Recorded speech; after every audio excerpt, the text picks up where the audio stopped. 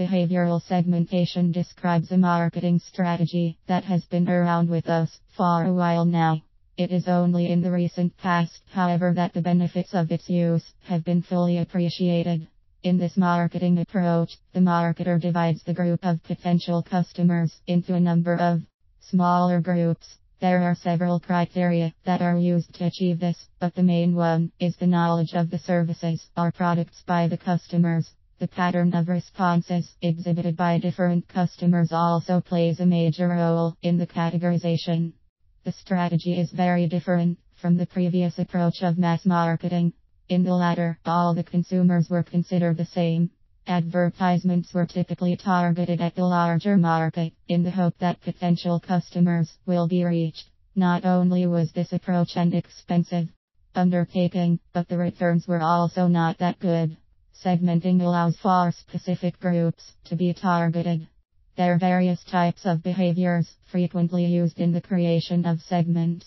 Occasional buying refers to the act of buying goods or demanding for services at given times and at no other time.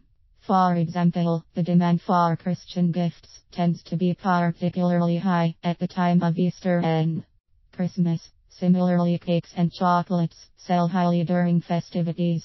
The business needs to recognize the presence of these buyers and to plan accordingly. It is not uncommon for different customers to demand for different benefits from the same products. In the event that a business is dealing with products that have multiple benefits, there is need to know the various groups interested in each of the benefits. By so doing, it will be possible to modify the products so that each of these benefits are maximized and all the customers are happy. Product or brand loyalty helps to keep a business going. It is a fairly common behavior among customers. To establish the presence of loyalty, a business needs to conduct research. It will be possible, after such research, to classify consumers into those who are loyal and those who are not. Efforts should be made to retain the loyal customers and to bring the not so loyal closer. Another attribute used in segmenting the market is usage rate of various products. Since customers have varying usage rates, they can be categorized into various groups, comprising the light, moderate, and heavy users. Each of these groups has a specific need or needs that should be identified. For example, heavy users need frequent supply of products to the outlets close to them.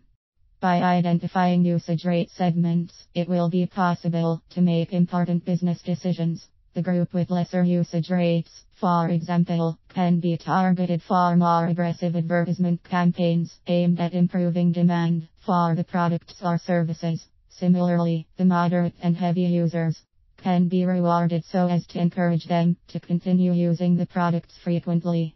There are many other different ways of segmentation other than behavioral segmentation.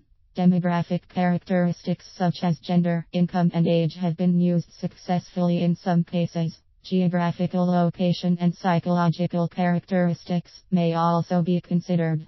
The important thing to remember is that the segments must be large enough to warrant all this trouble.